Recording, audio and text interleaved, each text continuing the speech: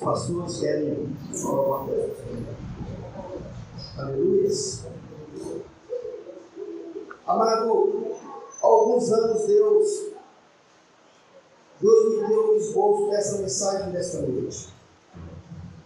Só que Ele me deu só o título. E há 2 anos que eu consegui fazer através desse título, eu consegui montar umas 3 transparências só. Mas essa semana, estudando a palavra de Deus, eu confesso que eu ia ministrar aqui sobre Atos capítulo 12, que fala sobre a prisão de Pedro. Muitas famílias estão aprisionadas.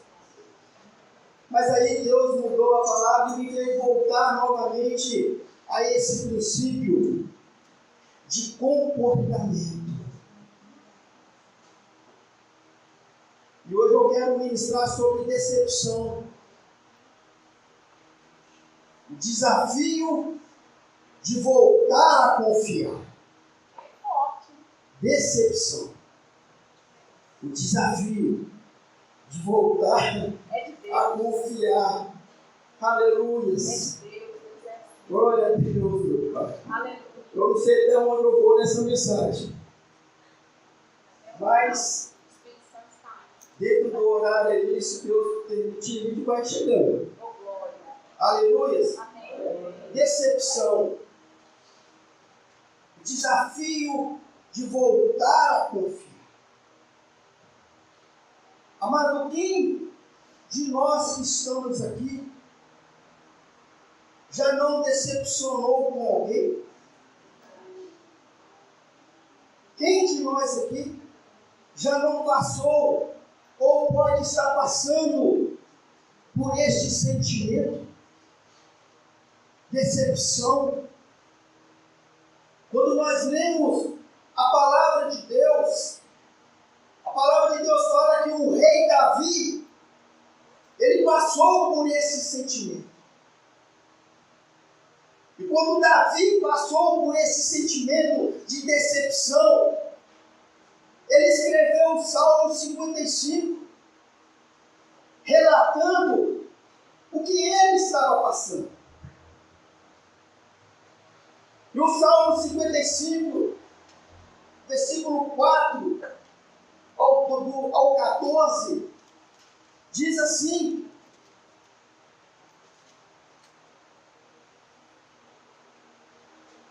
estremece-me no peito o coração, terrores de morte me salteiam.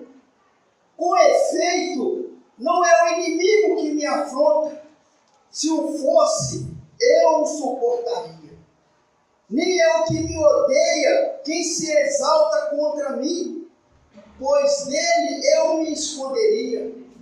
Mas és tu, meu companheiro, meu amigo íntimo. Juntos andávamos, entretínhamos, juntos íamos como uma multidão à casa de Deus. Em outra versão, Davi, ele declara assim: olha, é tu, meu amigo. Quando nós caminhávamos, nem Deus fazia parte da nossa conversa. Olha o relacionamento que Davi tinha com esse amigo. Mas um amigo que decepcionou. Um amigo que não correspondeu à amizade de Davi. E Davi, ele pôde deixar para nós esse salmo. Mas és tu, meu companheiro, meu amigo íntimo. Juntos andávamos. Aleluias. Amada igreja, toda decepção machuca. Toda decepção. Mas o desapontamento causado por um familiar, um amigo, um irmão, nos machuca muito mais. E perdoar, igreja, não é uma tarefa fácil para nós. Não é. Quem aqui, quando é decepcionado, a primeira coisa que pensa eu te perdoo, meu irmão. Ei, meu irmão, me dá um abraço aqui. Só Jesus pode oferecer a outra face. Só Jesus pode chamar de amigo. Mas nós, seres humanos, não. Perdoar não é uma tarefa fácil para nós. No entanto, é mais difícil ainda perdoar aquele que nós amamos.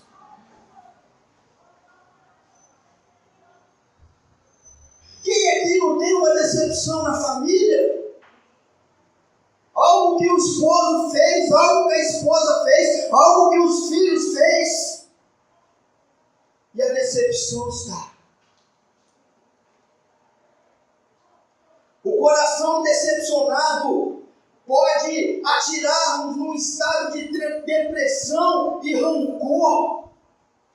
Isso é perigoso, igreja, porque quando isso acontece, pode abrigar profundas feridas e lembranças amargas. Perdoar o ser humano não é fácil. Quando nós alimentamos aquele sentimento, aquilo que a pessoa fez conosco, quando nós alimentamos aquela decepção, isso cria mágoa, isso cria decepção. Nós precisamos prestar atenção nisso. Com isso, torna-se difícil a nós confiarmos em alguém novamente. Quantos relacionamentos não estão acontecendo mais? Por quê? Medo.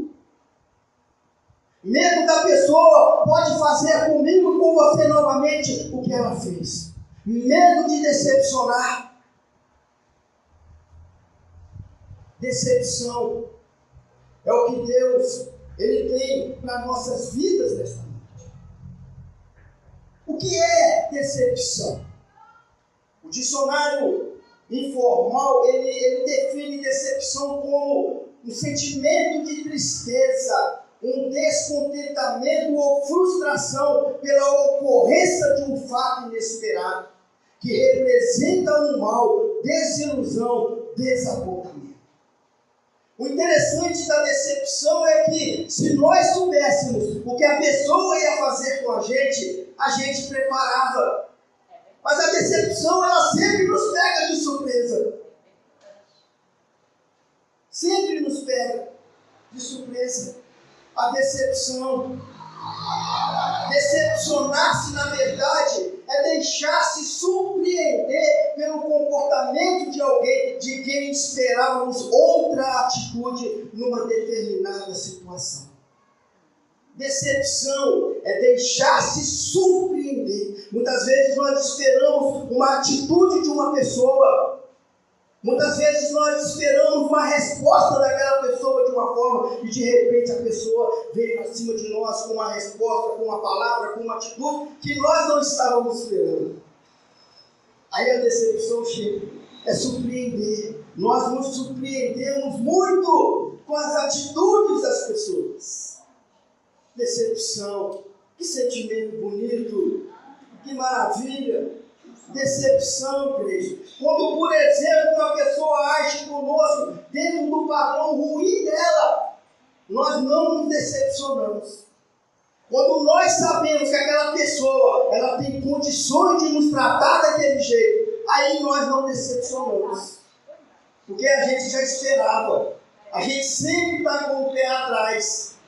Mas preste atenção nisso. Nem sempre o motivo de nós estarmos com o pé atrás já na defensiva significa porque nós somos bons demais, não. É porque talvez no passado alguém nos decepcionou. Alguém nos decepcionou. Dentro do padrão ruim dela não há surpresa, não há decepção, porque já estávamos preparados. Mas quando o problema se torna real, quando a atitude nos parece fora do comportamento esperado. Eu não esperava isso de você. Você me decepcionou. Você me magoou. Quem aqui nunca disse isso? Estou pregando para a família. Estou pregando para a família.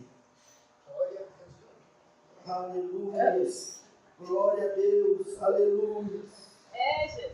Por isso, o modo como lidamos com a decepção sinaliza o nosso nível de maturidade. Maturidade é ter consciência do que quer, saber definir, analisar e agir no momento certo. É isso que Deus quer para nós. É isso que Deus quer transformar no nosso coração, que nós sejamos maduros.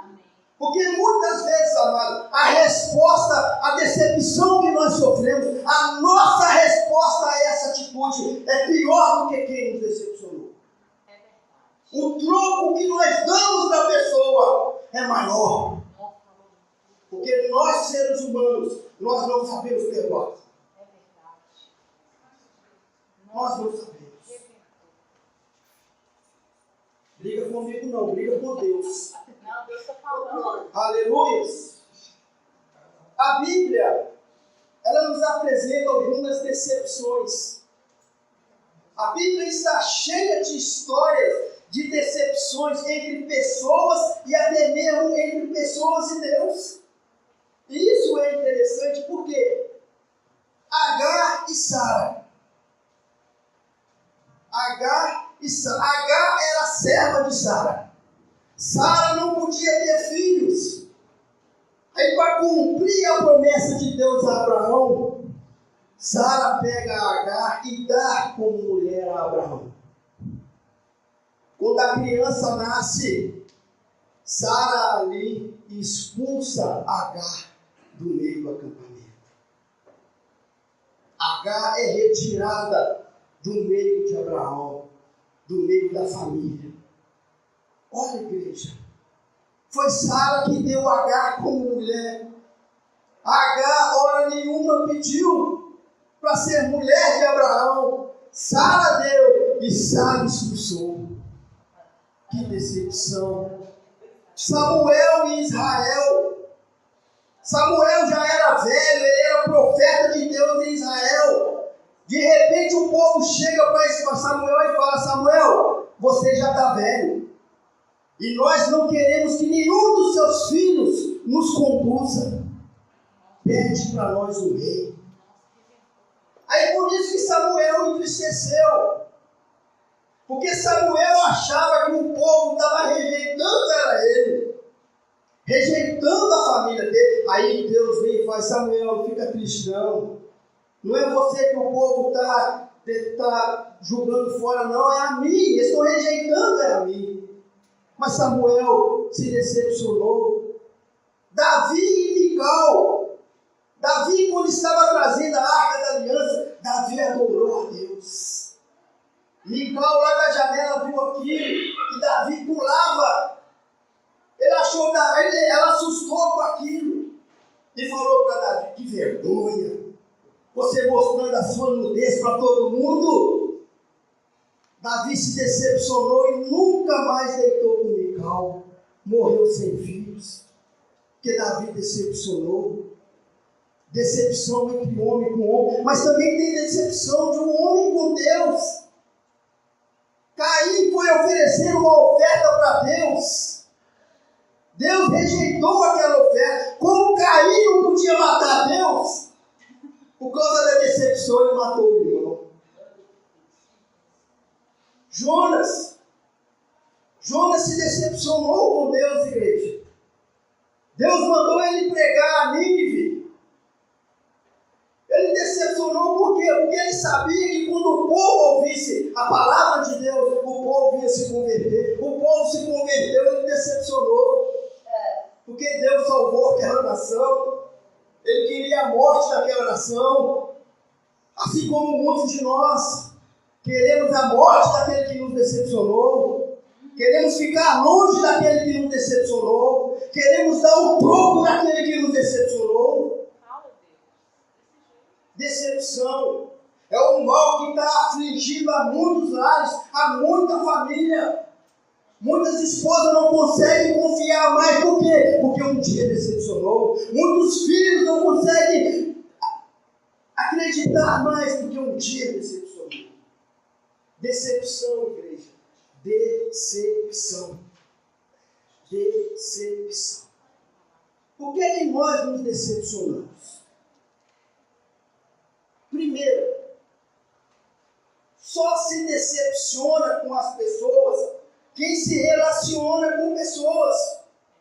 Quem não quer se decepcionar não deve se relacionar. Mas essa hipótese é impossível.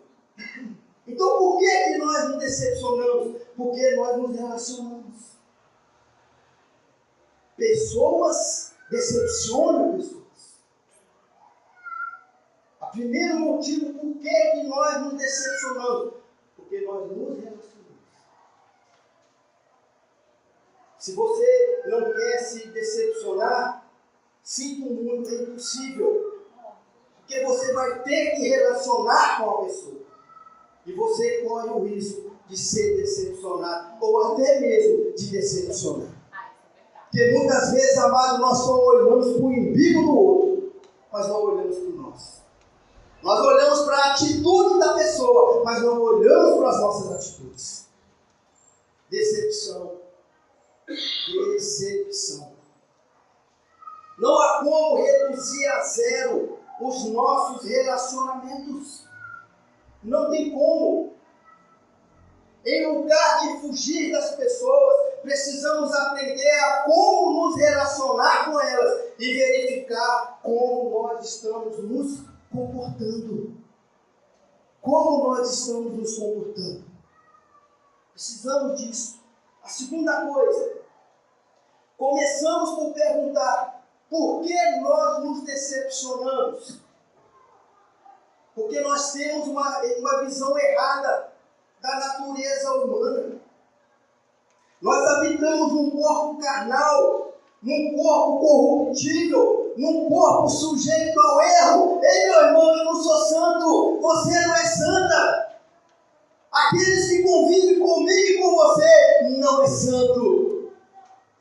Nós temos uma natureza carnal, uma natureza pecaminosa. Então, amado, primeira coisa, nós temos uma visão errada da natureza humana. Nós nos decepcionamos porque temos uma visão errada da natureza humana ao nos esquecermos que decepcionar é da condição humana. Decepcionar é da condição humana. Qualquer um de nós estamos sujeitos a decepcionar um ou outro. Mas por que, pastor Val? Preste atenção nisso. Quando a palavra de Deus em Efésios capítulo 6 fala que a nossa luta não é contra a carne nem contra o sangue, mas é contra os principados, a palavra de Deus está querendo dizer, olha, você habita no corpo carnal, você habita no corpo corruptível, você está sujeito ao erro. Preste atenção nisso. Errar é humano. Todos nós erramos. Todos nós. Aí, nós decepcionamos com a atitude da pessoa e esquecemos disso. Que a decepção, ela é facilmente explicada. Todos queremos pertencer, todos queremos nos relacionar. Nós esquecemos disso, igreja. Um dos comportamentos produtores da decepção é a expectativa errada acerca dos outros. Nós achamos que o irmão que está do meu lado é perfeito. Não! Nós não somos perfeitos.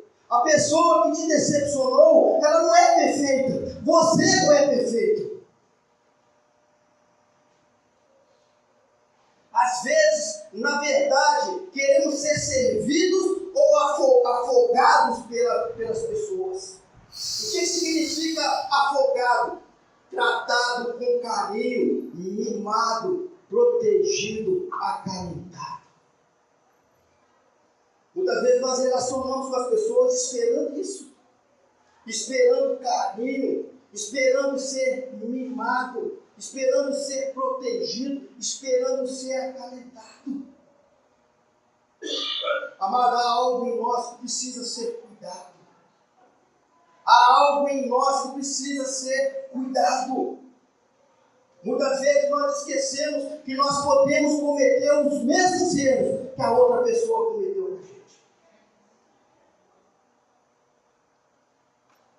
Precisamos nos lembrar que há um Pedro dentro de nós. Mesmo advertido por Jesus Cristo que ele ia trair ele 3 vezes, Pedro traiu. Mesmo advertido, igreja, que ele ia fazer aquilo, negar Jesus, ele negou. Aleluias, aleluias, glória a Deus. Parte de nossas frustrações relacionais advém de erro que nós cometemos, não de falha dos outros para conosco. Vou repetir isso aqui. Parte de nossas frustrações relacionais advém de erros que nós cometemos, não de falhas dos outros para conosco. Muitas vezes nós achamos incapaz de cometer o erro que o outro cometeu. Muitas vezes nós achamos que nós não vamos cometer jamais o que o outro cometeu. Aleluia, igreja. Glória a Deus. Devemos ter a visão correta da natureza humana, inclusive para evitar a autocondenação. Sara expulsou Agar. Mas quando Agar ganhou a criança, a palavra de Deus fala que Agar zombou de Sara. Preste atenção nisso. Sara expulsou Agar, mas quando Agar gerou um filho, Ismael, Agar zombou de Sara. Mas aí quando Sara expulsa ela se decepciona com Sara. Mas esquece o que ela fez com Sara. Esquece qual foi o motivo de Sara expulsar Agar do meio. Está prestando atenção nisso? Agar, quando ficou grávida, tripudiou sobre Sara. E quando Sara deu Agar para Abraão, amado, Sara jamais podia imaginar que um dia Agar ia debochar dela. E Agar debochou. Agar, portanto, ao se decepcionar com Abraão e Sara, se esqueceu do que ela mesma fizera. Aleluia! Glória a Deus! Vocês estão aqui nesta noite? Amém. Por parte das nossas frustrações relacionais, advém de erros que nós cometemos, não de falha dos outros para conosco. Muitas vezes nós achamos incapaz de cometer o erro que o outro cometeu conosco. Devemos ter a visão correta da natureza humana, inclusive para evitar a autodecepção. Não somos perfeitos. Nós somos Pedro, somos Sara, somos Abraão, nós somos Agar. Não somos perfeitos. A pessoa que te decepcionou não é perfeita. Não é perfeita. Aleluia. Aleluia. Não nos esquecemos que, por vezes, nós somos os agentes da decepção. Oremos a Deus para nos dar discernimento, para ver nossos próprios enganos. O pior engano é o auto-engano. O pior engano é o auto-engano. Aleluia. Glória a Deus. A decepção, ela pode levar ao esgotamento espiritual e relacional. O esgotamento relacional tem a ver com uma espécie de descrença generalizada no ser humano. Descrença, estado daquele que não crê em alguma ou em outra coisa. Aleluia! A partir de uma ou mais experiências, todos são julgados como iguais àqueles que um dia trouxeram a decepção. Relacionamento, amado, decepção pode nos levar ao esgotamento espiritual relacional. Relacional significa que o meu comportamento com a pessoa, eu passo a acreditar que todas as pessoas têm condições de fazer o mesmo que aquela pessoa fez comigo. E quando eu deixo isso acontecer na minha vida, eu paro de relacionar. O esgotamento relacional faz com que eu aproximo das pessoas já em defesa, achando que todos vão fazer comigo o mesmo que aquele fez. A decepção é um perigo. Quantos não estão mais se relacionando? Quantos para conseguir novamente um relacionamento demora? Medo de decepcionar novamente, medo de sofrer novamente. Decepção precisa ser tratada. Se um dia a igreja, alguém te decepcionou, alguém teve uma atitude com você que você não esperava, entrega isso para Deus, para que as emoções não fiquem feridas. Porque senão vai ser muito difícil aproximar novamente das pessoas. Quando o esgotamento relacional chega à igreja, nós passamos a ver todos como adversários. Eu conheço muitos que não se relacionam. Muitos. Por causa disso, esgotamento relacional. Amado, isso é sério. Decepção, quando ela é alimentada, ela é um perigo. Ela é um perigo. Se dentro da sua casa você se decepcionou com alguém, trata isso. Comece a ver com os olhos de Deus. Comece a ver com as atitudes de Jesus, que virou a outra face e ainda chamou de amigo. Porque até o último momento, Jesus confia. Ele acredita. Aleluia, igreja. Glória a Deus. E o esgotamento espiritual é mais sério. É aquele que culpamos a Deus por nossas decepções. Por que Deus deixou acontecer isso? Por que Deus permitiu que fosse enganado? Quem nunca disse isso a Deus? Deus, por quê? Por que comigo? Por que o Senhor permitiu? Esgotamento com pessoas, eu deixo de acreditar nas pessoas. Esgotamento espiritual, eu culpo Deus. Mas Deus eu orei, Deus eu busquei, Deus eu li a tua palavra, Deus eu fiz tudo que o Senhor mandou. Por quê? O esgotamento espiritual, sendo que o próprio Deus nos previne em sua palavra a não colocar nossa confiança nos homens. Maldito o homem que confia no homem e faz da carne o seu braço e aparta o seu coração do Senhor. Esgotamento relacional. Eu deixo de acreditar nas pessoas. Esgotamento espiritual. Eu culpo a Deus. Eu culpo a Deus por causa disso. Precisamos cuidar do nosso relacionamento com as pessoas para não interferir no nosso relacionamento com Deus. É verdade. Deus não está nem aí para o nosso beicinho, para a nossa cara de tristeza. O nosso choro não levanta Deus voltar. O nosso beicinho não levanta Deus voltar. As minhas decepções não levantam Deus voltar. Coração contrito, o coração aquebrantado, esse sim, move o coração. Oh, Deus bom.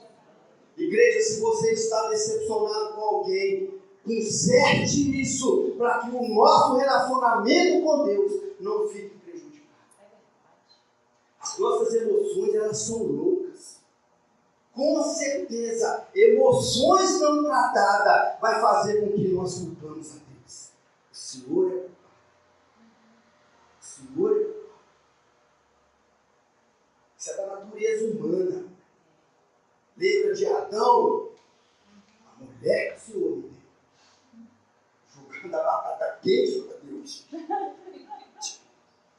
Deus não. Precisamos. Um estudo mostra que 60% das pessoas que abandonaram a fé cristã foi porque se decepcionou com Deus. 60% das pessoas que saem da igreja saem porque se decepcionou com Deus. Decepção. Deus não decepciona ninguém. Deus não decepciona ninguém. Deus não decepciona. Deus não decepciona ninguém. Lá, um lugar de atritos inevitáveis. Né?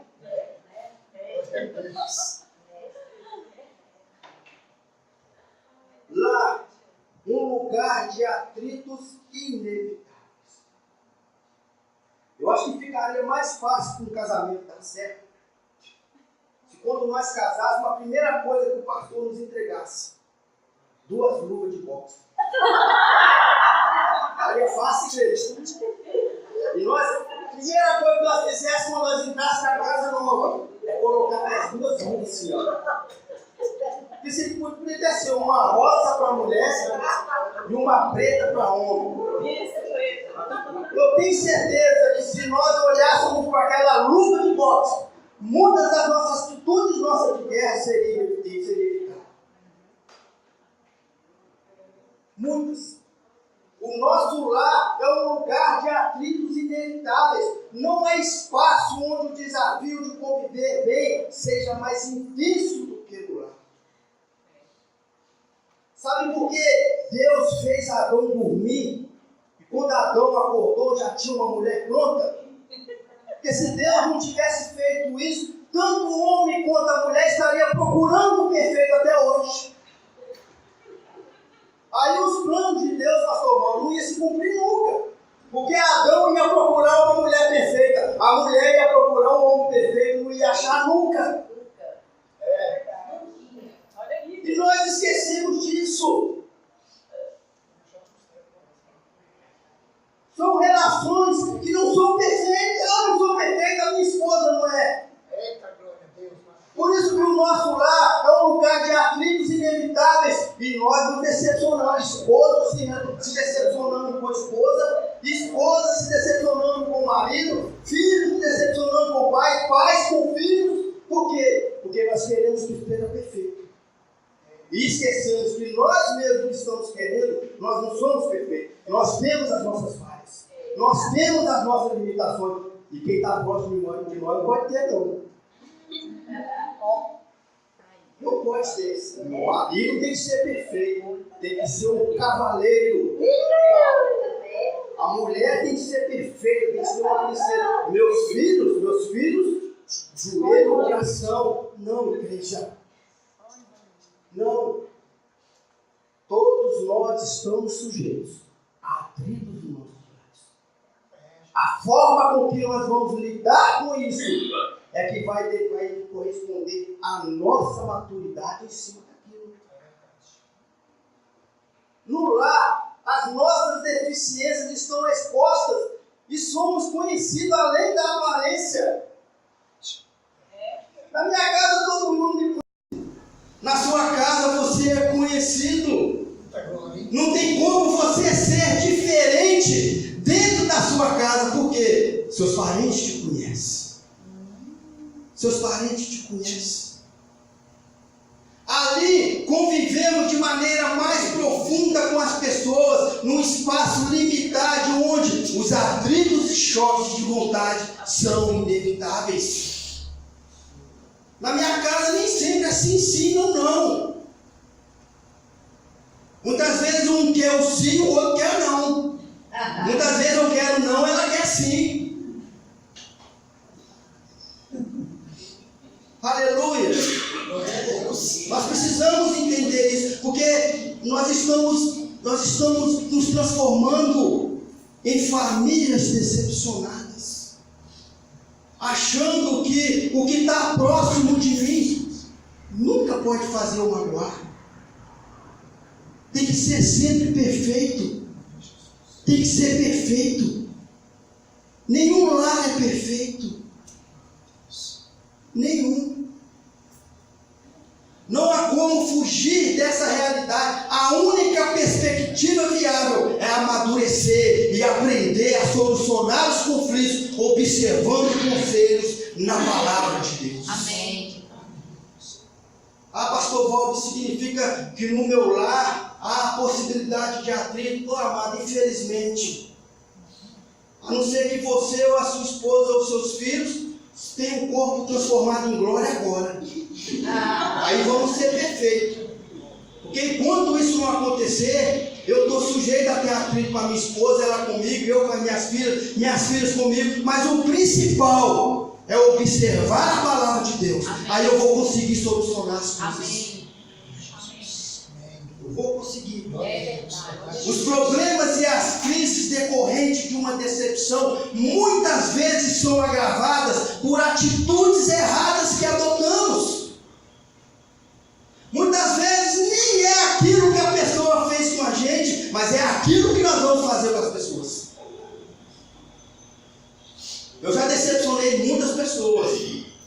Eu já pisei no calo de muitos irmãos e irmãs. Mas a maioria, o troco que eu tive foi maior do que eu fiz. O troco que eu recebi foi maior do que a minha atitude. Aleluia! Então, igreja, o problema da crise decorrente de uma decepção muitas vezes são agravados por atitudes erradas que adotamos. Há reações que somente piorarão o ambiente familiar e funcionarão como um fermento maligno na situação. É verdade. Muitas vezes a pessoa apresenta a lenha, mas quem põe fogo é a pessoa que decepcionou. Ao invés de pegar a lenha e fazer como Elias fez, taca água, molha essa lenha aí, não deixa isso me pegar fogo, não, vou solucionar isso aqui agora. Isso. Aleluia! Nós estamos deixando as coisas crescer muito dentro da nossa casa. Greve. Amado, tem esposa que faz greve com o marido. Misericórdia. Tem esposa que negocia um corpo com o marido e ele esquece que isso é sentimento de prostituição. Quem negocia corpo é prostituta. Isso é sério, igreja. Isso é sério. Tem marido que não gosta de ir para casa porque sabe o que é que vai receber lá, mas está errado. Ele tem que ir solucionar os problemas, porque as nossas atitudes corretas contaminam o ambiente que nós estamos. Aleluia! Aleluia! Glória a Deus! Glória a Deus! Algumas reações inúteis que nós temos diante de uma decepção. Fugir dos problemas. Ao invés de enfrentar a situação, nós estamos fugindo. E lá em Efésios 4:26 fala: não se ponha o sol sobre a vossa ira. Mas nós fugimos.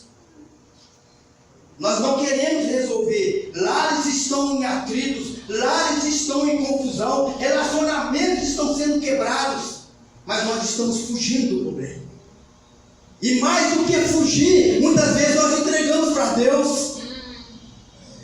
Entregamos para Deus uma situação que nós mesmos criamos. Porque para Deus não importa quem ofendeu. A partir do momento que o ofendido não dá a outra face, aí Deus vem como um todo. É verdade. Porque Deus não está interessado naquele que o ofendeu. Deus está interessado na atitude do ofendido. Aleluia. É verdade. Deus não está interessado naquele que ofendeu. Deus está interessado na atitude daquele que foi ofendido. É o que eu vou fazer diante daquela atitude que eu sofri.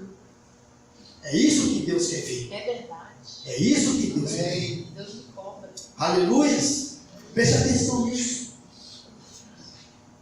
O Espírito Santo ali no meio na ceia revelou para Jesus quem ia traí-lo. Judas. Naquele momento, Jesus Cristo foi revelado pelo Espírito Santo. Aquele a quem eu colocar o pão molhado na boca é o que vai me trair.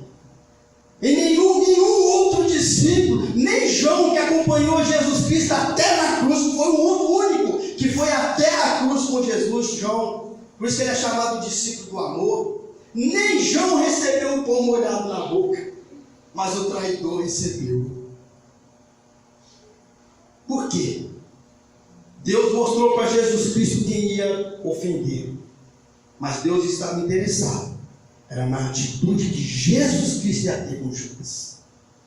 E Jesus Cristo molhou o pão por um pouco dele. Jesus Cristo virou o rosto para Judas beijar. Jesus Cristo chamou Judas de amigo. Por quê? Jesus Cristo estava querendo dizer: olha, as suas atitudes comigo não interrompem a minha caminhada com Deus. Meu Deus!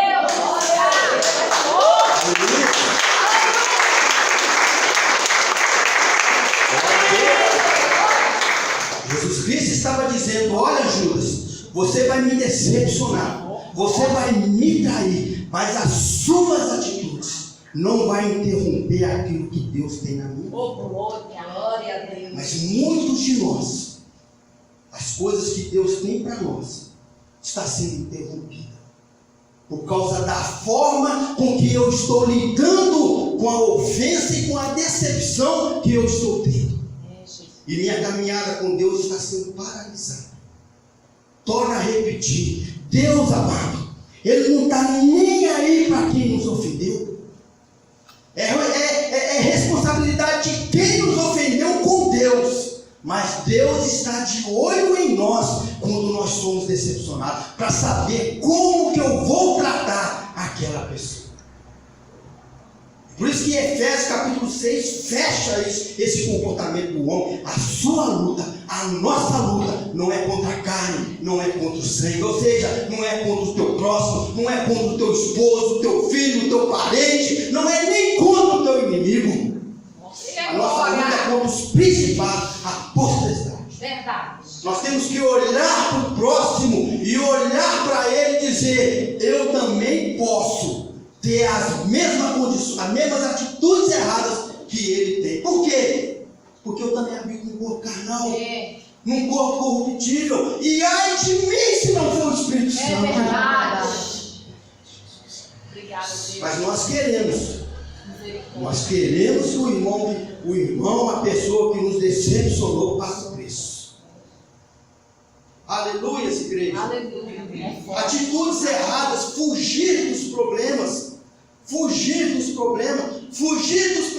ou deixar que o tempo passe sobre eles é uma grande cilada. O tempo não apaga nada, não. Tem um seriado aí da Rede Globo, fala aí: o tempo levou, ou o vento levou. Vento não leva nada, não, igreja. Se tratando com as nossas emoções, muitas vezes nós lembramos, numa discussão, nós lembramos de coisas da antiguidade. Não é nem mais do passado, não. É da antiguidade, antes mesmo que não existisse nada. Eu lembrei. Fugir dos problemas ou deixar que o tempo passe sobre eles é uma grande cilada. Isso só dará oportunidade para que as suas raízes cresçam e se tornem mais profundas, mais poderosas. Aí depois tem que chamar o super nani, né? Pastor Otto, pastora Miriam, para poder arrancar a raiz hereditária do sentimento, das emoções. Ei, igreja. Temos que olhar para os problemas no relacionamento familiar e interpessoal como ervas daninhas que precisam ser arrancadas o quanto antes. Assim, não enfrentá-los ou adiar sempre o enfrentamento nunca será uma escolha sábia. Não deixe para amanhã, igreja, o que tem que ser solucionado hoje, o que precisa ser trazido ao prato limpo. Não permita. Por isso que Efésios fala: não deixe o sol se pôr sobre a vossa ira. se aconteceu alguma coisa, se ouviu algo, se teve um comportamento que você não esperava, igreja, não espere o tempo apagar. Soluciona isso rápido. Amado, o homem, ele tem a caixinha do nada. Agora, se ele tem a caixinha do nada, você acha que ele vai guardar alguma coisa? Se guardar, não vai achar. Agora vocês, irmãos, vocês guardam. Vocês guardam. Vocês guardam. E adora jogar na cara. Isso é perigoso. Ó, limpa dessa erva daninha e seja abençoado em nome de Jesus. Amém. Outra reação inúteis. A terrível arma do silêncio. Amado, isso é uma arma poderosa na mão do inimigo. Há pessoas que, quando feridas, respondem com silêncio. E essas que são perigosas. Porque o vulcão, ele não explode da noite por dia, não. É no silêncio. De repente, a nuvem de fumaça já subiu. E o barulho já foi feito. É a fumaça perigosa. Aleluia. Silêncio.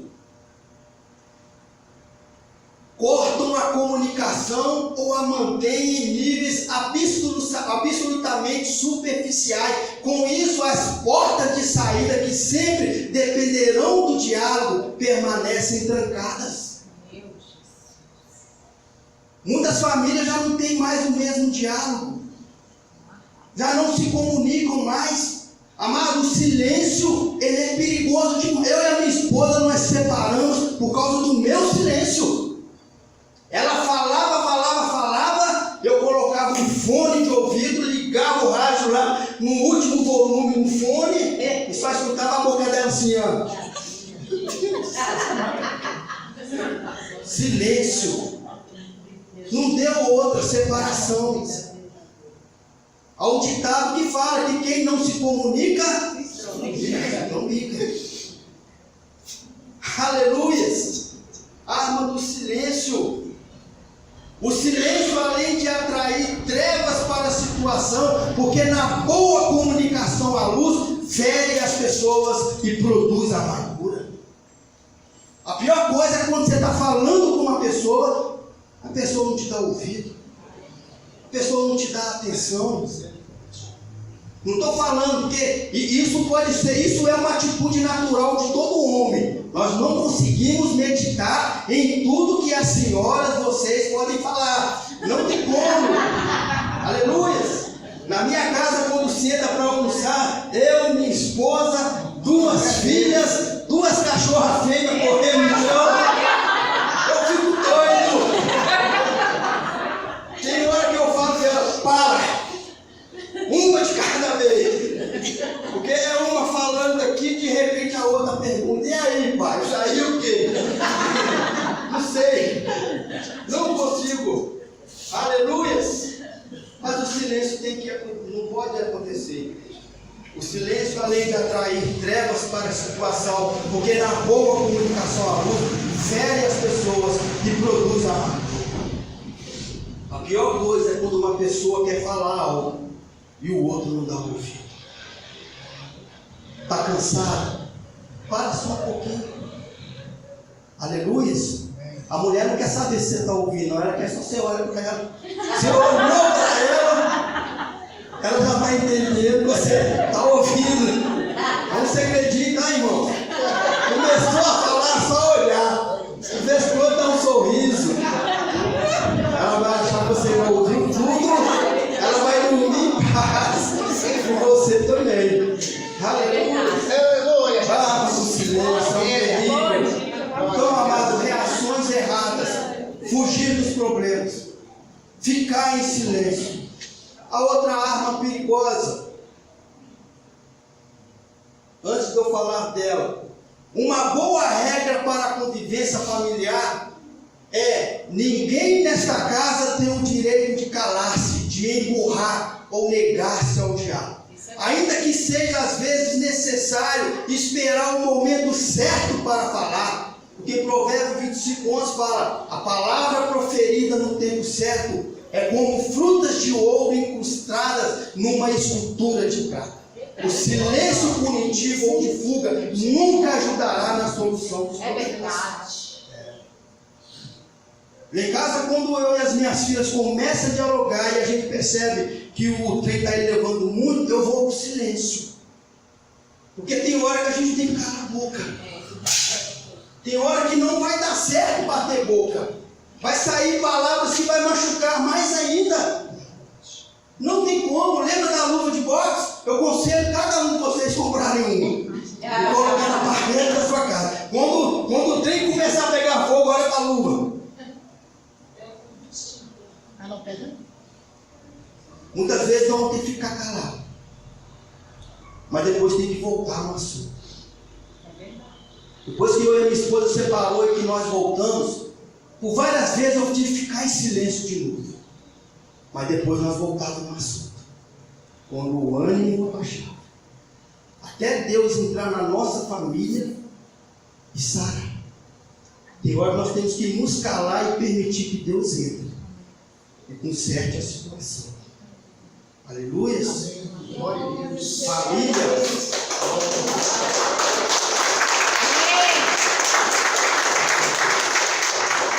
Família é projeto de Deus. Aleluia. Glória. Só vai dar errado se nós colocarmos a colher. Mas se deixar Deus conduzir, vai ser uma obra-prima. É verdade. Aleluia. Amém. Outra atitude: ira e gritaria. Não sei porquê, igreja, que Salomão colocou lá em Provérbios: é melhor dormir com uma casa com a goteira pingando do que com uma mulher rixosa do lado. Mulheres, vocês gostam de gritar demais. Misericórdia. Aleluia. Ira e gritaria, o extremo oposto do silêncio. Tão mais prejudicial que ele é a comunicação agressiva. E muitas vezes nós queremos solucionar o problema gritando. É ver qual que vai gritar mais alto, é qual que vai falar mais alto. Isso é perigoso. Os vizinhos não precisam ficar sabendo o que acontece dentro da minha casa. Mas muitas vezes eles ficam sabendo por quê? Por causa da gritaria. Os próprios moradores gritam tanto que não precisa do vizinho ficar aqui, ó. Não. Lá da rua mesmo já está ouvindo. Isso é inútil, igreja. Resolver conflitos com gritaria ou linguajar ofensivo só agravará situações. É verdade.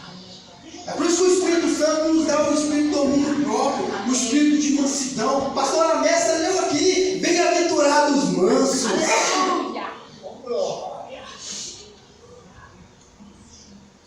Aí nessa hora eu aconselho o silêncio. Porque tem um ditado que fala: quando um burro está falando, o outro abaixa a orelha. Se o burro quer gritar, abaixa a orelha. Fica em silêncio. Porque se os dois forem gritar, não vai dar certo, igreja. Não vai dar certo. A gritaria, a ira, a raiva devem estar longe dos lares cristãos. Efésios 4,31 fala: livrem-se de toda amargura, indignação e ira, gritaria e calúnia, bem como de toda maldade. Quando a comunicação chega a esses níveis, o respeito é abalado, mágoas são produzidas no coração daqueles que estão envolvidos. Você acha, amado, que uma agressão física é de uma hora para outra? Não. É depois que o ânimo já está bem quente. Mas por que o ânimo está quente? Porque existe um confronto antes. Um confronto de palavras, confronto de acusações. Mostrar dedo para o outro: você fez isso, você faz aquilo, você não presta, tá bem que a minha mãe me avisou. Aleluia. Oh, glória. Quem nunca ouviu isso? Bem que a minha mãe me avisou. Eu tive que mostrar para a avó da minha esposa o contrário. Porque a avó da minha esposa falou para ela assim: você vai casar com um policial, você vai apanhar todinho. Eu tive que mostrar para ela que não é assim. Ela falou para minha esposa: ó, você vai casar com um policial, você vai levar um couro todo dia. Eu tenho que mostrar para essa velha que não é assim. Vou mostrar para ela. As coisas é diferentes. Aleluia, glória a Deus. Ira a igreja de Cristo. Outra arma poderosa que não vai fazer efeito nenhum: vingança e rebelião. Romanos 12, 21 diz: não te deixes vencer do mal, mas vence o mal com o bem. Se todos seguissem esse conselho da palavra de Deus, muitas crises agudas no lar seriam evitadas.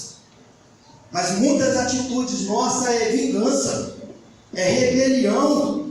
Não lavo mais a roupa dele, não esquento mais a comida. Rebelião. Lares rebeldes, atitudes rebeldes. Fala de Deus para que nós temos que vencer o mal fazendo o bem. Amém. Glória a Deus. Vença o mal fazendo o bem. Amém, Jesus. É a resposta que Deus espera de nós.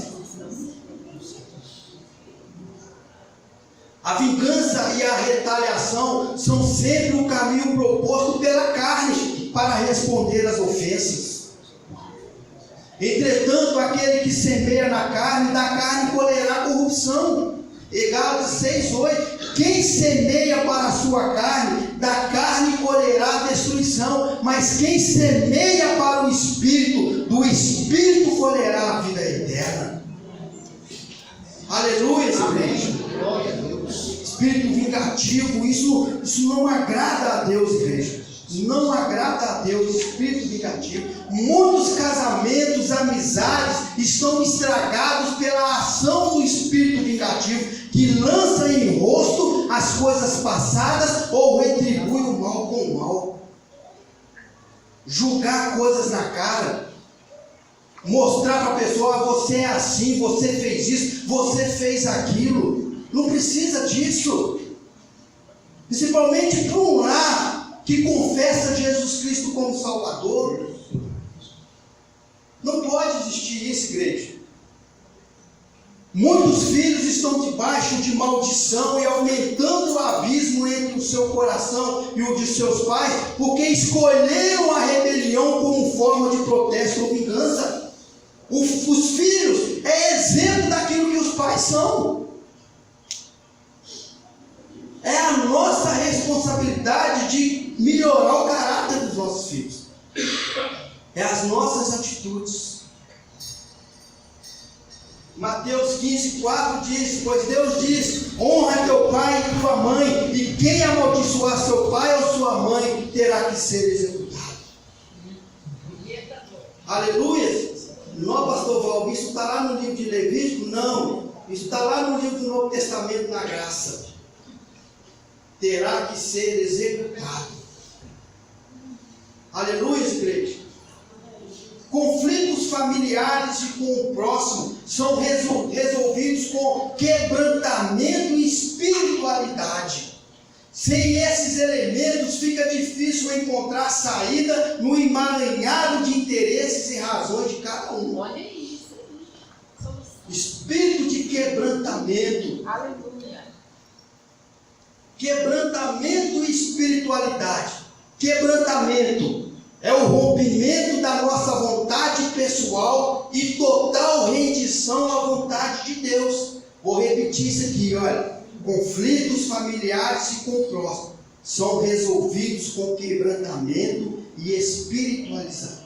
São resolvidos. Quebrantamento é o rompimento da nossa vontade pessoal e total rendição à vontade de Deus. Amém. Te ofendeu? Abre mão dos seus direitos. Amém. Te magoou? Entrega para Deus. Amém, Jesus. Vai seguir a sua vida. É a solução. Não permita que a sua caminhada com Deus seja paralisada diante de uma decepção com a pessoa, diante de uma palavra que te magoou. Abre mão dos seus direitos.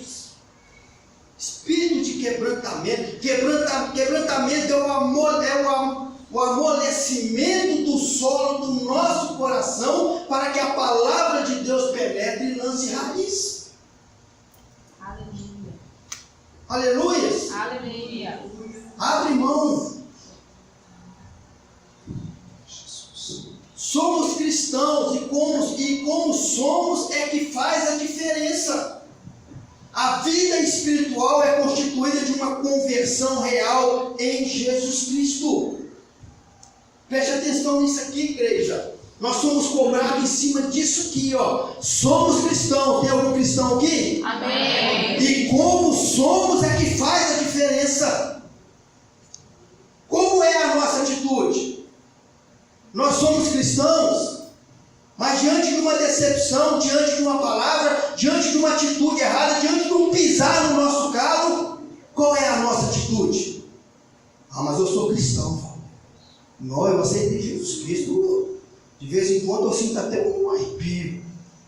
É as nossas atitudes. A vida espiritual é constituída de uma conversão real a Jesus Cristo. Aleluia! Esta atitude envolve todas as nossas faculdades racionais. Deve existir um reluzir da natureza divina em nós. Amém, Jesus. As minhas atitudes com a minha esposa, diante de qualquer coisa que fere o meu coração, tem que ser totalmente diferente da dela. É um transmitir de luz, é um transmitir de palavra.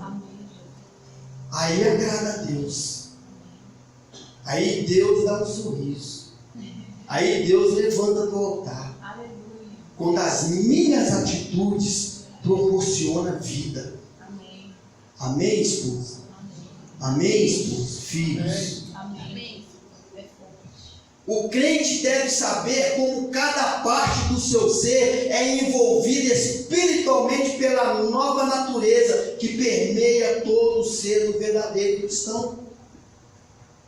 Ah, eu não sei o que acontece comigo, pastor Val, mas quando pisa no meu carro, eu fico até cego. Ô dó. Dá para perder o caminho e não conseguir voltar mais. Aleluia. Cuidado, porque um abismo puxa o outro abismo. Aleluia.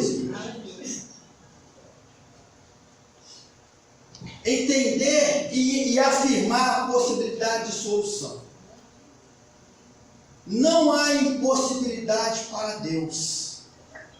Lucas 1,37. Para Deus não há impossível. Aleluia. Vamos dizer todo mundo? Para Deus não há impossível. Então, como solucionar os problemas, os conflitos? E dessa premissa que deve partir o crente para a solução de todos os seus problemas, inclusive os familiares. É comum ver pessoas afirmando que chegaram ao seu limite e não têm mais reservas para investir em seus relacionamentos e problemas. Entretanto, isso é uma negação da palavra de Deus. O crente tem que afirmar sempre: tudo posso naquele que me fortalece. Glória a Deus. Aleluia. Nenhuma situação aos olhos do homem é o fim. Eu creio. É o fim. Já não tenho mais força, já não tenho mais condição, já fiz tudo o que eu podia fazer, não fez nada. Não fez nada. Não fez nada. Tudo posso naquele que me fortalece. Amém. Eu creio, Jesus. Ele tem que crer e buscar saídas em Deus. E não pode abrir mão desse objetivo, pois o Senhor não tem prazer naquele que retrocede. Eita glória. Amado, nem Deus adianta princípios. Nem Deus adianta um propósito. Nem Deus. Deus mandou Samuel ungir Davi como rei, porque já tinha rejeitado Saul, pastor.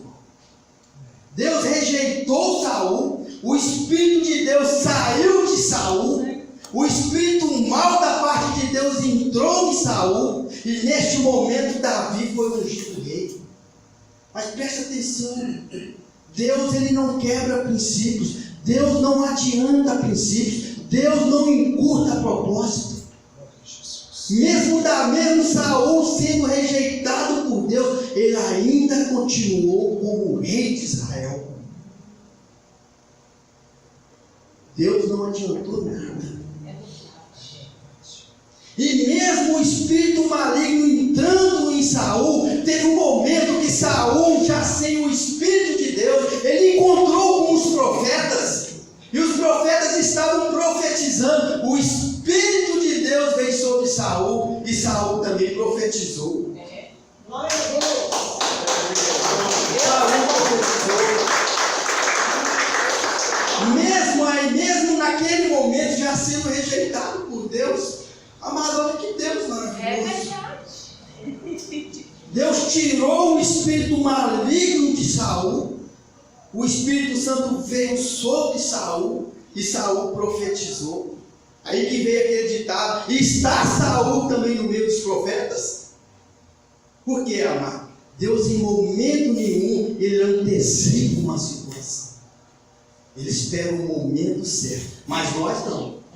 O crente tem que afirmar sempre: tudo posso naquele que me fortalece. Nós antecipamos. Não tem mais jeito. Já fiz tudo que eu tinha que fazer, não tem mais nada para me fazer, acabou, pronto, acabou.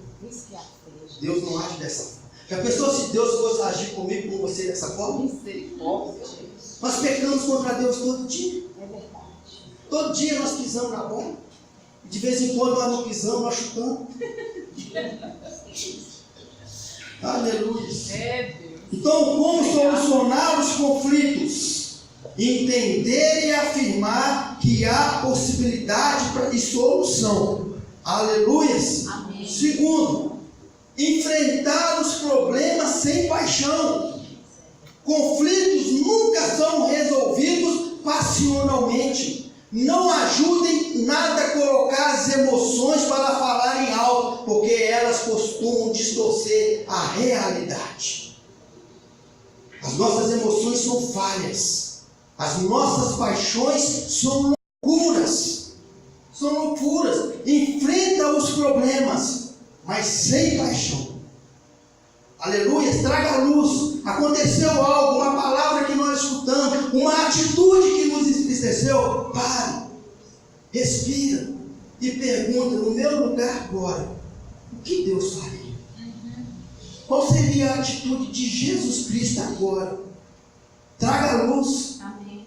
Traga Jesus Cristo, traga a palavra de Deus para o ambiente. Amém. Está se parecendo confuso? Amém, Jesus. Nós podemos fazer isso, igreja.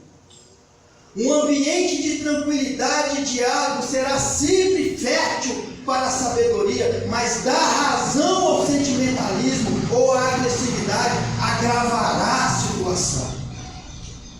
Provérbios 15:1 fala: a resposta calma desvia a fúria, mas a palavra rista desperta a ira. Aleluias. Aleluia. De vez em quando é bom pedir para a pessoa: abaixa, tranquilidade, calma, querida, não é assim não, vamos conversar. Aleluias. Glória a Deus, igreja. Na força do braço, nenhuma família chega a lugar nenhum. É verdade. É preciso acalmar os nervos e apaziguar o sentimento antes de falar. É preciso raciocinar, tentando colocar-se no lugar do outro, para que o equilíbrio reine sobre as palavras e decisões. Minha esposa, eu conheço ela só de olhar para ela. Quando ela fala para mim: você está ficando muito tempo dentro de casa, hein? Eu já sei que está chegando alguma coisa, pastor Paulo. Está chegando. Nós estamos precisando dar uma caminhada. Precisando sair. Quando ela fala: não vai lavar vasilha, não, e a vasilha já foi lavada há muito tempo. Eu falo assim: está ficando perigoso. Vamos conversar mais. Aleluia, igreja. Glória a Deus, sim ou não? Aleluia, aleluia. Eu estou acabando. Levar os conflitos à cruz. Aleluia. Muitas vezes nós levamos os problemas da nossa casa para a manicure, o mecânico, o cabeleireiro, mas não falamos nada para Deus. Né? Levamos para os nossos vizinhos, para os nossos amigos, mas para Deus nós não levamos nada. Então, amado, levar os conflitos à cruz. Nenhuma solução será adequada ou duradoura se não nascer de Deus. Por isso, nossos conflitos familiares têm que ser, antes de tudo, levados na cruz. Aleluia, igreja. O que é levar na cruz? É morrer. Cruz é sinônimo de morte. Eu levo para a cruz e o que sai da cruz é vida. Amém. Aleluia. Amém. Nunca vai sair vida se antes não for para a cruz primeiro. Primeiro Jesus Cristo foi para a cruz, morreu, e quando saiu de lá, saiu vida. Amém. Aleluia, leva para a cruz. Isso fala de entrega e quebrantamento, de busca em oração. Quando nos humilhamos diante do Senhor e lhe apresentamos as nossas aflições, Ele interfere. Aleluia. Aleluia. Ele interfere. Muitos problemas não são resolvidos porque as pessoas se apegam às suas razões e não renunciam pelo bem comum. Muitas vezes as pessoas fazem algo com a gente, ou um esposo ou uma esposa, e a gente fica na dependência dele fazer alguma coisa e não abrimos mão. Abre mão. Se você quer que a sua família vença, nós temos que abrir mão dos nossos direitos. Ah, mas o que ela me falou me feriu muito. Não, Jesus cura. Ah, mas o que ele me falou me entristeceu todo. Não, Jesus traz alegria. Ele tem tudo que nós precisamos. Amém. Tudo para que o ambiente do nosso lar fique perfeito. É verdade. Essa é a vontade de Deus. Aleluia. Mas quando nós colocamos as nossas mãos, aí atrapalha, igreja. É verdade. Aí atrapalha. Muitos problemas não são resolvidos porque as pessoas se apegam às suas razões e não renunciam pelo bem comum. Não estão dispostos ao quebrantamento que de maneira prática se manifesta através das confissões, do reconhecimento de erro, do arrependimento e do perdão. Aleluia. Esse é o caminho de Deus. Aleluia. Eu falei aqui na minha casa quando a minha esposa fez a cirurgia agora no ano passado. Amado, foi algo extraordinário entre eu e ela. Nós nunca falamos tanto obrigado. Deus te abençoe. Um com o outro. Ou seja, porque foi só nós dois, um auxiliando o outro, um ajudando o outro. Igreja, nós temos que ter a prática do perdão. Amém. Do agradecimento. E isso se tornou algo tão usual que quando ela me entrega uma xícara de café, eu falo muito obrigado. Ela vice-versa. Se tornou, nós precisamos passar a ter essa prática. Amém. De agradecer um ao outro, por menor que sejam as coisas. Nós temos que ter essa prática. De dizer um obrigado. De dizer um Deus te abençoe. De dizer um boa noite.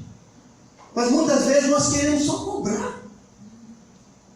Nós queremos só exigir um do outro. Passa a fazer diferente. As nossas atitudes boas vão gerar coisas boas. É verdade. Isso é aborrecer o mal. Aquilo que você nunca falou com a sua esposa, com seus filhos, faça. Você vai ver como é que as coisas vão melhorar. O clima vai mudar. É verdade. Aleluia. Aleluia. Vai mudar tudo. É muito bom. Quando nós dizemos muito obrigado. Deus te abençoe. Aleluia. Ainda que não seja, ainda que não esteja merecendo, mas nós estamos plantando. É verdade. E a palavra de Deus fala, né? Quem planta, Olha. aleluia. Aleluia. Glória a Deus, já estou terminando. Exercite o perdão. Dificilmente os conflitos familiares se resolverão se o exercício do perdão não acontecer. Por isso, esteja disposto a perdoar. Sem perdão, a família tende a ruir diante dos conflitos, já que todos erramos e e em muitas coisas e acabamos atingindo o próximo de alguma maneira. Daí Jesus ensinar que devemos perdoar 70 vezes 7. Daí Jesus ensinar que devemos orar para sermos perdoados, mas antes fazemos a nossa lição de casa, que é perdoar os nossos devedores. Então isso tem que ser uma prática, o perdão.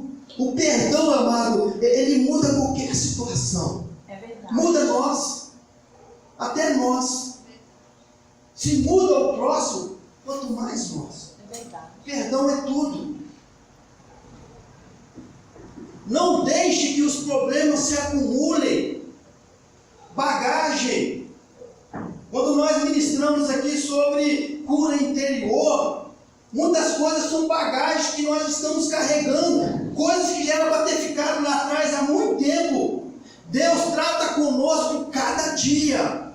Amado Deus, a cada instante. O que eu faço hoje, Deus trata comigo hoje. Deus não acumula nada, porque Ele sabe que é um perigo nós andarmos sem a presença dEle. Em Lamentações, Deus trata conosco cada dia, por isso as suas misericórdias se renovam a cada manhã, e Jesus nos ensinou a pedir o pão nosso cotidiano. Da mesma maneira, nossos conflitos têm que ser enfrentados logo e não deixados para depois. Efésios 4:26, pois eles se tornarão mais fortes contra nós. Acumular problemas é uma escolha errada. Se tem uma coisa hoje para nós podermos solucionar no nosso lar hoje, tem que ser hoje, igreja. Não deixe para amanhã. Pedido de perdão, pedido de desculpa, um agradecimento. Algo que nós estamos pensando que não é o certo isso hoje. Nossas famílias, do jeito que o mundo está invadindo, do jeito que o secularismo está, amado, dentro das famílias hoje, é um perigo nós andarmos sem a presença de Deus. É verdade. É um perigo. Podemos fazer isso silenciando até que a bomba estoura. E quando isso acontece, o estrago costuma ser grande, ou trazendo sempre à tona velhos argumentos que já deveriam ter sido esquecidos, evocando erros do passado. Muitas lembranças, muitas coisas que estão na nossa mente, algo que aconteceu com a gente, uma decepção, uma palavra, uma atitude que o esposo ou que a esposa teve, amado, deixa para trás. Por isso que Paulo fala, esquecendo-me das coisas que para trás ficam, eu prossigo para o alvo. Eu tenho um alvo, a minha família tem um alvo, o meu lar tem um alvo, a minha casa tem um alvo. Eu preciso alcançar esse alvo. Eu preciso alcançar esse alvo que Deus tem para mim. Outro, saiba ouvir. A maioria dos conflitos dentro da nossa casa é porque nós não sabemos ouvir. Nós não sabemos, somos ávidos para impor nossa opinião quando estamos em um conflito. Queremos de toda forma provar que estamos certos, mesmo que estejamos errados. Nós temos que aprender a ouvir. A Bíblia, porém, nos ensina que saber ouvir é um poderoso segredo para não passarmos vergonha e sermos insensatos diante dos conflitos familiares. Quem responde antes de ouvir, comete insensatez e passa vergonha. Uau. Muitas vezes, amado, não é aquilo que nós pensamos que é. Muitas vezes é outra coisa. Muitas vezes nós entendemos de forma errada. Temos que aprender a saber ouvir. Aprender a ouvir mais, aprender a deixar a outra pessoa expor o ponto de vista dela. Muitas vezes é só nós que queremos falar, é só nós que temos razão. Nós temos que dar a oportunidade da outra pessoa expor a opinião, o que você realmente quer dizer. Dá a oportunidade, deixa a outra parte falar. Porque nós estamos mais aptos a ser enganados pelas nossas emoções do que verdadeiramente é aquilo está acontecendo. Amados, se uma pessoa não dá um sorriso para nós já nos enganamos com aquela pessoa achando que ela não gosta da gente. Então, se uma fisionomia nos leva a ter atitudes erradas contra a pessoa, agora imagine se nós não deixarmos aquela pessoa falar. Se quer falar algo com seu esposo, com seus filhos, vice-versa, fale, mas esteja apto a ouvir depois. Isso é bom. Isso acaba com dúvida.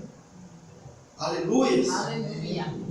Muitos conflitos ocorrem e se mantêm pelo simples fato de uma pessoa não querer ouvir a outra. Às vezes o problema gerador do conflito nem é tão grande. A maioria das brigas dentro de casa, igreja, são coisas pequenas. São coisas pequenas. Poderia ser facilmente resolvido, mas como ninguém se ouve, não há como dialogar sobre o conflito e solucionar. Outra coisa que nós precisamos, andar debaixo de conselho e cobertura. Todos nós somos ovelhas e todos precisamos de pastor e alimento. Aleluias! Todos nós somos ovelhas, nós precisamos de pastor e precisamos de alimento. Nossa vida pessoal e familiar deve estar sendo acompanhada de perto por aquele que Deus levantou para essa tarefa, nossos líderes, nossos pastores. Hebreus nos orienta, 13, obedeçam aos seus líderes e submetam-se à autoridade deles. Eles cuidam de vocês como quem deve prestar conta. Obedeçam-lhes para que o trabalho deles seja uma alegria e não um peso, pois isso não seria proveitoso para vocês. Todos nós, famílias, precisamos ser pastoreados. Todos nós, famílias, quando nós não estamos conseguindo solucionar a questão dentro da nossa casa, procure os seus pastores. Converse com os seus pastores. Os seus pastores, eles vão receber sabedoria de Deus para poder dialogar, para poder orientar. Lembra-se, nós somos ovelhas. Nós precisamos ser pastoreados e precisamos receber alimento. Não tente, igreja. Se na nossa casa chegou num ponto que não está conseguindo mais ter diálogo, porque o diálogo é tudo dentro de uma casa. Se chegou num ponto onde não está conseguindo mais ter diálogo, se não tem diálogo, o respeito vai acabar. As palavras que machucam, ela vai ser mais forte dentro do nosso lar. O silêncio, ele vai ser sufocante. As guerras vão acontecer, muitas vezes, amado, em muitos lares, só de um olhar para o outro, a briga já começa. Não precisa de fazer mais nada, mas tudo isso, eu estou falando de lar evangélicos. Eu estou falando de lar evangélico. Porque as famílias evangélicas, se você entrar no IBGE, entra no site do IBGE e você vai ver a pesquisa que é feita. O número de famílias evangélicas que estão se divorciando, que estão se acabando, supera aquela família que não conhece Deus e muito. Mas são os evangélicos que estão se divorciando, a família está acabando, do que aquele que está lá no mundo. Busque ajuda. Busque ajuda. Nós nunca vamos ter a última palavra, porque a família é Deus. Amém. É propósito de Deus, e nenhuma atitude do ser humano é apta para destruir aquilo que Deus constituiu. Amém. Procure os seus líderes, procure os seus pastores, eles vão ter palavras de sabedoria para você. Isso dependerá mais de nós do que deles. O sucesso da nossa família, a solução dos problemas da nossa família, depende mais de nós do que dos nossos pastores. Muitas vezes, quando os nossos pastores já ficam sabendo, o trem já não tem mais jeito. O marido já saiu de casa, a esposa já saiu de casa, os filhos já se revoltaram todos. Depende de nós. Pois a iniciativa de colocar todas as situações na luz precisa ser nossa. Assim teremos direção para os desafios das nossas vidas. Quando surgem crises agudas no meio da família e as tentativas internas de solução fracassam, é muito importante a interferência de um líder maduro, como árbitro e conselheiro sobre a situação. Nós temos aqui 2 pastores que já passaram por tudo na vida que vocês imaginaram. Aleluias! Aleluia. São marcas. Deus é maravilhoso. Gideão chegou para Josué 40 anos depois e disse para Josué assim: Josué, 40 anos de idade tinha eu e você. É Caleb e Josué. Josué, 40 anos de idade tinha nós dois, quando nós entramos naquela terra. E Deus, através da boca de Moisés, falou que nós dois entraríamos nessa terra e herdaríamos essa terra. Josué, hoje eu tenho 84 anos, mas da mesma forma que era a minha força antes, é a minha força hoje para entrar e possuir. Por que Caleb, ele falou isso com Josué? Josué estava com medo. Josué não sabia como proceder. Aí Caleb trouxe à memória de Josué aquilo que tinha acontecido no passado, para que ele pudesse ser fortalecido hoje. Nós temos pastores que têm cicatrizes, marcas, e Deus permite que nós deixemos marcas, para que nós possamos olhar para trás e dizer: eu já passei por aqui e eu sei como sair daqui. Aleluia. Era isso que Caleb estava ensinando para Samuel. Nós temos marcas, nós entramos lá e saímos e temos promessa. Aleluia. Quando você não souber o que fazer, procure seus pastores. Essa semana mesmo, eu e a minha esposa, nós estávamos conversando sobre a pastora Olívia. Tem marcas no caminho, que quando ela olha, ela sabe onde ela deve caminhar, que um dia ela caminhou. Aleluia. Aleluia. Não deixe sozinho, não. Você não vai conseguir, não. Você não vai conseguir, não.